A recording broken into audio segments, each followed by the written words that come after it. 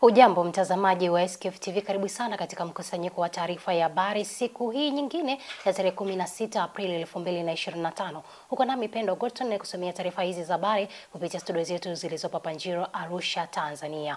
Moja kwa moja tukianzia kule bungeni, serikali imesema kuwa moja ya sababu ya udumavu wa watoto katika baadhi ya mikoa nchini ni tabia ya ulaji wa chakula cha aina moja licha ya mikoa hiyo kuongoza kwa uzalishaji wa mazao ya chakula. Kauli hiyo imetolewa bungeni leo na naibu waziri wa afya Dr. Godwin Mollel alipokuwa akijibu swali la mbunge wa viti maalum Sylvia Sigula aliyetaka kujua sababu ya viwango vya juu vya udumavu katika mikoa ya Iringa, Ruvuma, Rukwa na Katavi. Swali la kwanza, Mheshimiwa Spika, kutoka kwenye ripoti ya serikali, mikoa inayoongoza kwa uzalishaji wa chakula ndiyo mikoa inayoongoza kwa udumavu, ikiwemo Iringa, Rukwa, Katavi pamoja na Ruvuma. Je, serikali haioni kuna haja sasa ya kufanya tafiti kujua pamoja na uzalishaji huo changamoto ni nini swala la udumavu liko juu? Lakini swali la pili, Mheshimiwa Spika, mikoa hii ambayo nimeitaja ni mikoa ambayo ina idadi kubwa ya watu. Je, serikali haioni haja ya kuja na mkakati maalum wa kupambana na changamoto ya udumavu katika mikoa hii niliyoitaja? Mheshimiwa Naibu Waziri, majibu. Asante Mheshimiwa Spika, kwanza nimpongeze mheshimiwa kwa swali lake hili, lakini niseme tu serikali imeshafanya utafiti na kilichoonekana, moja ni kwamba mikoa hii kweli inazalisha chakula, lakini ni 9% tu ya watu wanakula chakula mchanganyiko. Kwa hiyo maana yake 9% nyingine yote inakula chakula ambayo kiaina kimoja. Unakuta mtu anaweza wakatengeneza makande alafu yakawekwa yakaliwa kwa muda mrefu kidogo badala ya kula vyakula vingine. Lakini pia unakuta ule ulishaji wa watoto kwenye yale makuzi ya watoto kwenye mwanzo wanapozaliwa, kuanzia kulisha ujauzito, mama mjamzito anavolishwa, lakini pia wakati mtoto akiwa mchanga mpaka anafikisha miaka 5, maeneo hayo kuna matatizo. Kwa hiyo sasa hivi nguvu zimeelekezwa kwenye kubadilisha hiyo tabia. Lakini pia niseme tu kwamba mikoa hiyo, swali lake la pili kuhusu kutoa sasa hamasa kwa jamii na idadi ya watu, kwa kweli nguvu sasa hivi imeelekezwa na serikali, lakini na mashirika mbalimbali, na utaona kwenye mkoa wa Njombe, nimpongeze mkuu wa mkoa wa Njombe Mheshimiwa Mtaka, amefanya kazi nzuri sana. Wakati wa siku ya afya juzi, mkoa wa Njombe ndio uliongoza karibia kila kitu katika kufanya. Wakati mkoa wa Njombe kwa masuala haya ya udumavu unashika namba 2 ukiongozwa na mkoa wa Iringa. Maana yake hii mikoa sasa imeanza kuongeza nguvu kwenye masuala ya afya na masuala mbalimbali, na tunaamini baada ya muda mtaona mabadiliko makubwa. Mwanamke mmoja aliyefahamika kwa jina la Lina Wilfred mwenye umri wa miaka 23, mkazi wa Kijenge jijini Arusha, anadai baada ya mumewe kufariki amekuwa akilazimishwa kurithishwa mwanaume mwingine ambaye ni mdogo wa mume wake mwenye umri wa miaka 19 na wake zake, ambapo walimwambia ni mali zao. Baada ya siku chache anadai aliambiwa kunyoa nywele zake akakubali, lakini aliambiwa tena wabadilishane nguo za ndani na mama mkwe kwa lengo akipata mwanaume mwingine asije kufariki tena, hali iliyompelekea atoroke na mtoto wake na kurudi Arusha. Akizungumza, Lina anaiomba serikali imsaidie kurudishiwa nyumba aliyojenga na mumewe wakati wa uhai wake, kwani anadai wakwe zake waliuza shilingi milioni 6 baada ya yeye kukataa kurithishwa mwanaume huyo. Naitwa Lina Wilfred na miaka 23. Baada ya Swahili Media kunifikia mimi na kurekodi ni maisha nilokuwa nayapitia, usiku wake ulikuwa mida ya saa 8:14. Nikaambiwa na mama mkwe, unachokifanya sio kwamba sisi hatujui, tunakijua, waambie wasitishe hicho wanachokifanya. Waliniambia ukiposti hiyo video tafuta mahali pa kumwacha mtoto wako, maana kitachokukuta hautojua. Mimi nikawa nimeogopa, nikawaambia wale vijana wasiposti kwa sababu tayari nimeshapata matisho. Baada walivyoniambia usiogope utapata msaada, milioni hapana. Imefika saa asubuhi saa 1 na ibidi niondoke niende kanisani kwa sababu ya ule uoga. Nimefika kanisani, nimekaa pale na mchungaji ameniombea, baadaye nikatoka nikasema acha nikatulie kwangu. Mimi nilipofika Singida, vitendo nilivyokuwa nafanywa na wakwe zangu mpaka nikajua mimi kwamba wao ni wachawi. Walikuwa wananiambia nibadilishane nguo ya ndani na mamkwe. Siku nyingine usiku wananitoa kwenye kaburi la mtoto wao, naenda kukaa pale, wananiletea maji, wanakoroga na ule udongo na kunywa.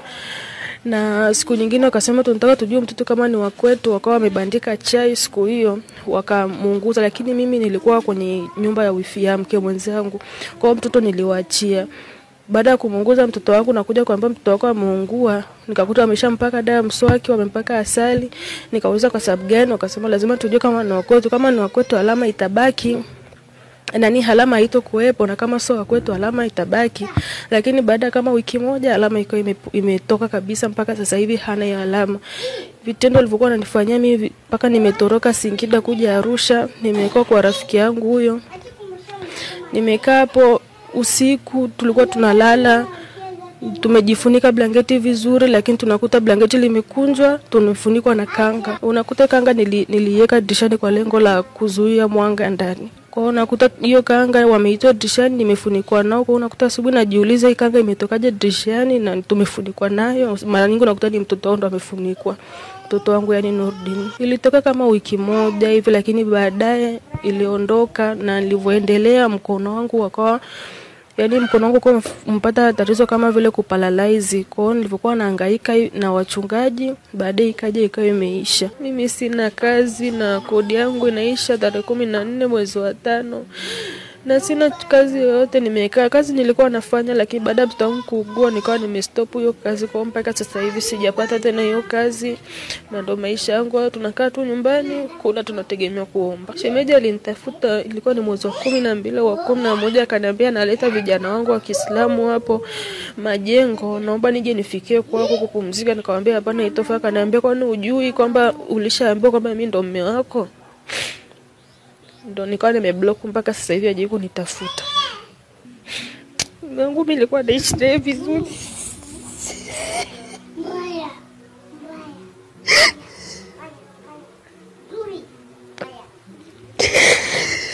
Sijawahi kulala njaa, lakini sasa hivi atako kaburini alipo atakuwa analia sana tena yeye.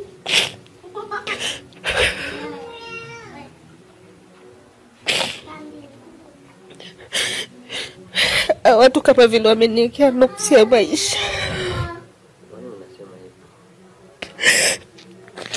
Kila ninachokigusa bibi kwangu sijawahi kufanikiwa.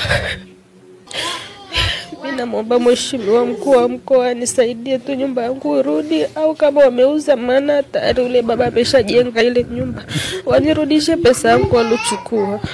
Mama mkuu wangu vitisho anavyonipa kila siku mimi ni kufa au kuwa kichaa. Kwa ndio maana huwa naogopa sana. Maana bado niko na mtoto ni mdogo na sina kumtegemea. Watanzania ambao wameguswa na hili wanahitaji kunisaidia. Namba zangu ni 0697376613. Jina linakuja Simoni Urasa. Jeshi la polisi mkoa wa Mara linamshikilia Wambura Mozi mwenye umri wa miaka 25 kwa tuhuma za kumlawiti mtoto wake wa kambo wa kike. Jina limehifadhiwa, mwenye umri wa mwaka 1 na miezi 9 katika kijiji cha Nyiberekera, kata ya Isenye, tarafa ya Grumeti, wilaya Serengeti, mkoani Mara. Kwa mujibu wa taarifa iliyotolewa Aprili 16, 2025 na jeshi la polisi mkoa wa Mara, tukio hilo limetokea Aprili 13, 2025 majira ya saa 12 jioni katika kitongoji cha Madukani, wilaya ya Serengeti, ambapo mtumiwa alibaki na mtoto nyumbani baada ya mama mtoto huyo, jina limehifadhiwa, ambaye ni mke wake, kwenda dukani. Baada ya mama huyo kurudi, aligundua kuwa mwanae kafanyiwa kitendo hicho na kuomba msaada kwa majirani, ambapo mtumiwa alifanikiwa kutoroka na kukimbia kusikojulikana. Baada ya jeshi la polisi mkoa wa Mara kupokea taarifa hizo, lilifanya jitihada za kumtafuta na kufanikiwa kumkamata mtumiwa huyo Aprili 15, 2025 huku maeneo ya kijiji cha Salama A, wilaya Bunda, mkoani Mara, ambapo mtumiwa alikamata akiwa mfichoni akijaribu kukwepa asikamatwe. Jeshi la polisi linaendelea na uchunguzi wa kina dhidi ya tukio hilo, na mtumiwa atafikishwa mahakamani pindi uchunguzi utakapokamilika ili kujibu tuhuma zinazomkabili. Watu wawili waliojifanya na kujitambulisha kama ni polisi kisha kumtapeli mama mmoja kutoka halmashauri ya Chalinze mkoani Pwani wamekamatwa stendi na wananchi pamoja na jeshi la polisi wakitoroka kwenye kosta inayofanya safari zake Mbezi, Morogoro. Wakiongea wananchi hao pamoja na mume wa mama huyo aliyetapeliwa fedha, mkoba na simu mbili, moja ni simu ya janja na nyingine ni simu ndogo, wanasema watu hao wanaonekana ni watu ambao wanalijua eneo hilo, kwani wamekuwa hata wakitoa oda za vyakula kupelekewa na baadaye kufika katika eneo hilo hawakuti. Wajasiriamali wa mboga na matunda katika soko la Mkwajuni, kata ya Mkwajuni, halmashauri ya wilaya ya Songwe, mkoani Songwe, wameshukuru halmashauri hiyo kwa kukamilisha na kufungua rasmi soko jipya lililogharimu zaidi ya shilingi milioni 50. Kweli hali ilivyo sasa hivi na mwanzo ni tofauti. Mwanzo tulikuwa tuna changamoto. Kwanza tulikuwa tuna changamoto ya kimvuli. Tulikuwa tunafanya biashara katika mazingira magumu sana. Tunamshukuru Mama Samia Suluhu na uongozi wa halmashauri yetu, imetufanyia mambo mazuri. Sasa tunaishi kwenye mazingira mazuri kama mnavyoona. Wateja tunapata kwa uzuri. Mwanzo tulikuwa tunatenganisha. Kwa matunda hawaonekani wamekaa wapi, wa viazi wako wapi. Lakini sasa hivi kutoka ametutengenezea soko, tumejipanga vizuri na biashara tunaiona. Mwanzoni tulikuwa mwingine anapaua bati, mwingine anapiga turubai. Kwa hiyo ilikuwa ni mazingira ambayo mwingine anaonekana, mwingine haonekani, lakini sasa hivi wote tuko kwa pamoja na tunaonekana biashara inaenda vizuri. Kwa kweli tunashukuru sana halmashauri yetu na mheshimiwa wetu diwani. Na kwanza hali ilikuwa mbaya. Yaani tulikuwa tunaweka maturubai, mvua zinatunyeshea, tunashinda jinsi ya kujisaidia, wamama tunanyeshewa na mizigo yetu, na kuweka hamna. Kwa hiyo ilikuwa hali mbaya. Biashara sasa hivi inaenda vizuri. Kwa ajili ya hali ya mvua zikinyesha, watu wanakaa ndani, tunauza vizuri. Tulinyanyasika sana. Mpaka ilifika muda mimi nikasema sina baba wala mama, baba yangu ni soko. Nilikuja nikaweka hapa, nikakiuka miko meza. Wakanifukuza, wakasema hamna mama, inatakiwa utoke hapa, si wameshafukuza hapa. Kwa nini? Nikasema mimi nafia hapa nishatelekezwa na watoto kuwalea, tawaleeje? Akafuata huyu baba ofisini. Akasema mama, wala msipate shida, mimi nipo kwa ajili yenu. Jamani, nililazima leo tumepata soko jipya, soko jema. Tunaushukuru uongozi ngazi ya chini mpaka ngazi ya juu kwa kutupa soko hili. Hivyo nasema asante. Tunachoomba wamama wenzangu au wanawake wenzangu, tunaomba usafi uzingatiwe. Meza ziwe zinaonekana kama meza huko chini, kusiwe na kitu cha aina yoyote. Meza zetu ziwe safi. Kuna watu ambao tayari wameshaweka meza. Wale ambao wameweka meza na bado hawajaanza kutumia, tunaomba mtumie. Sababu tutatoa muda, wale ambao bado hawajaanza kutumia meza tutabadilishia watu wengine. Kuna watu nimepita hapa, meza baadhi wengine hamjaweka bidhaa. Kwa tuombe sana. Hii soko ni kwa ajili ya wajasiriamali wadogo, mboga, matunda na vitu vingine. Naye diwani wa kata Mkwajuni Comrade Shebathi Kapingu ameelezea namna wajasiriamali hao walivyoteseka katika soko la awali, huku akiwahakikishia neema ya mikopo kutoka katika taasisi mbalimbali za kifedha. Akina mama hawa, baada ya muda mfupi kutoka sasa, wenzetu wa taasisi za kifedha, baada ya kuwa na hili soko, wenzetu wameridhia watakuwa na mikopo midogo isiyo na vikundi. Watakuwa wanakopeshwa kwa dhamana ya meza zao hapa sokoni. Eneo, ndugu mkuu wa wilaya, akina mama walifukuzwa wakapelekwa stendi kule nyuma.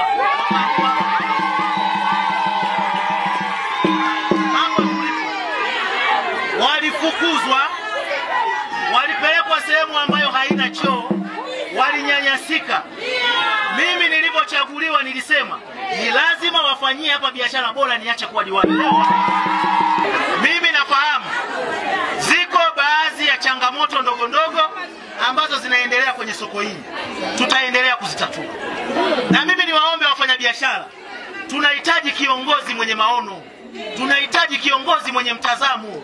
Hatuhitaji kiongozi mguruguru. Hatuhitaji kiongozi mbea.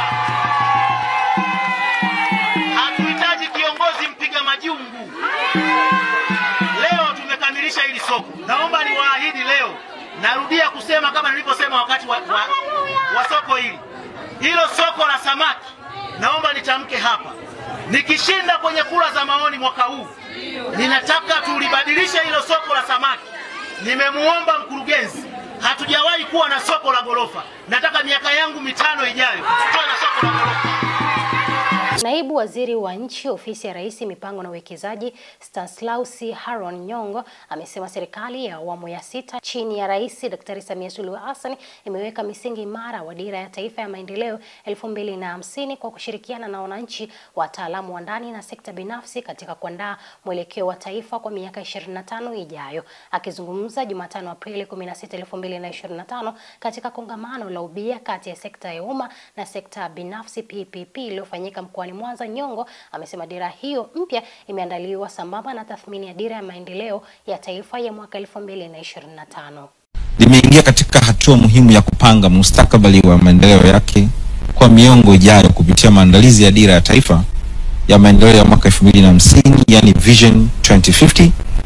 Kama mnavyofahamu, Dira ya Taifa ya Maendeleo ya 2025 au 2025. Waziri Mkuu wa Tanzania Kassim Majaliwa ameagiza mameneja wa wakala wa barabara Tanzania TANROADS kuhakikisha wanafanya ukaguzi mara kwa madaraja na makalvati yote ya barabara kuu nchini ili kuzuia athari zinazoweza kusababishwa na mvua zinazoendelea.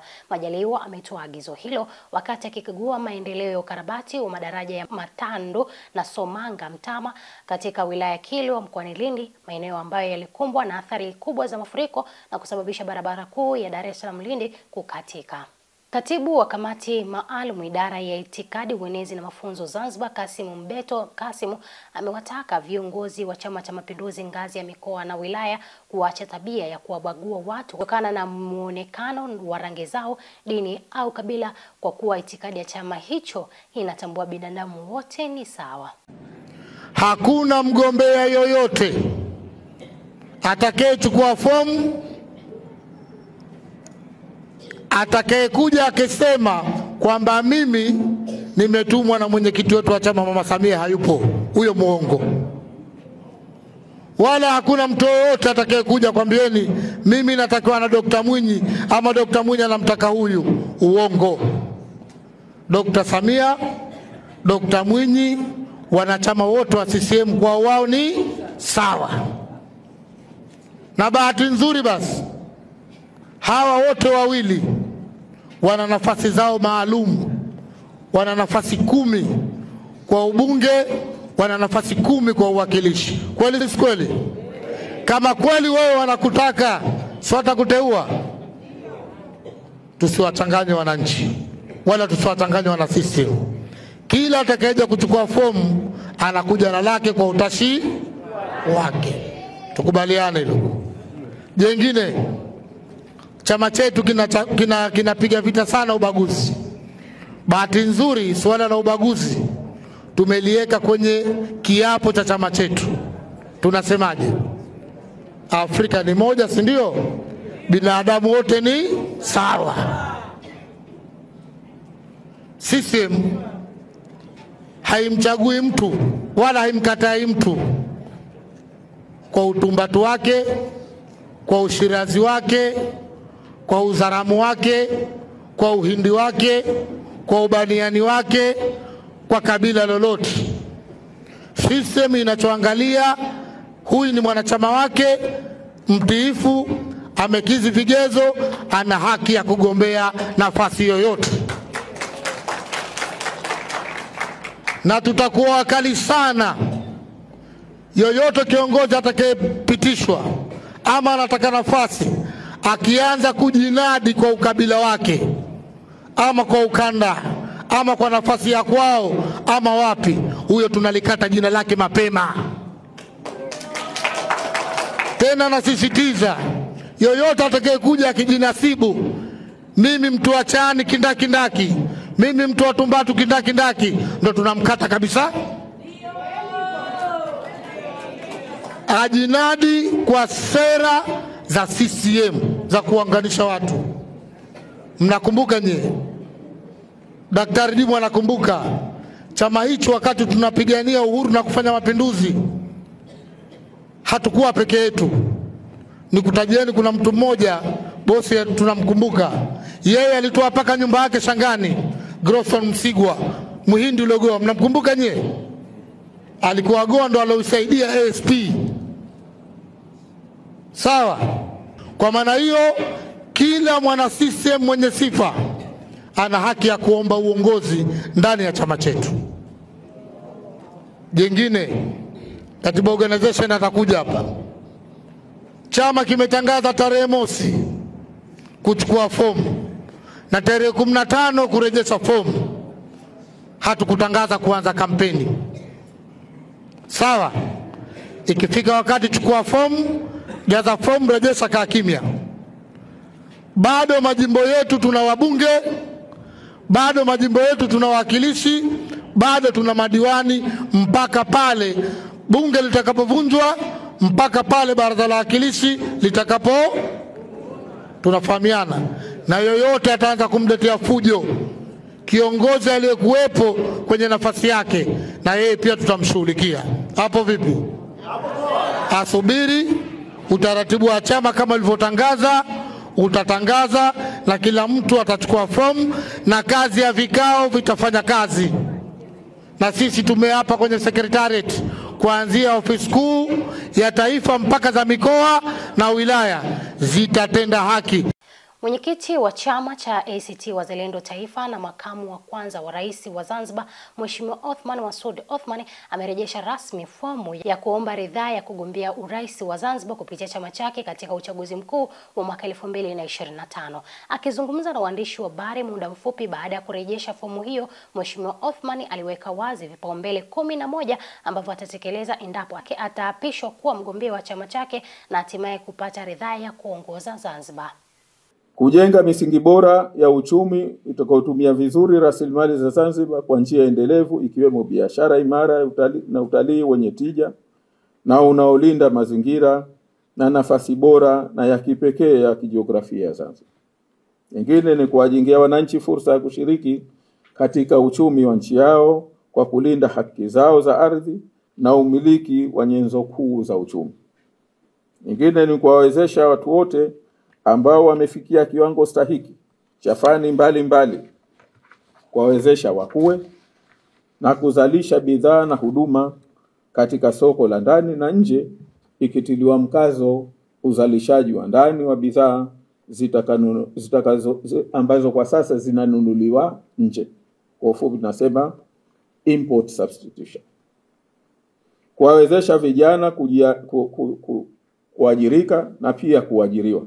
Sisi tunaamini kwamba kwa sasa hivi vijana Ofisi ya Rais Tawala za Mikoa na Serikali za Mitaa TAMISEMI imewasilisha bungeni makadirio ya mapato ya mwaka 2025-2026 yenye takriban shilingi trilioni 11.783 kwa ajili ya wizara na taasisi zilizo chini yake. Bajeti hiyo imeongezeka kutoka shilingi trilioni 10.125 zilizotengwa mwaka 2024-2025 hadi kufikia shilingi trilioni 11.783 na kuwa ongezeko la zaidi ya shilingi trilioni 1.66. Akiwakilisha makadirio ya mapato na matumizi, waziri wa nchi ofisi ya Rais TAMISEMI Mohamed Mchengero amesema shilingi trilioni 3.95 zinaombwa kwa ajili ya miradi ya maendeleo, ambapo kati ya fedha hizo shilingi trilioni 2.5 ni fedha za ndani ikijumuishwa shilingi trilioni 613.44 za mapato ya ndani ya halmashauri na shilingi trilioni 1.45 ni fedha za nje.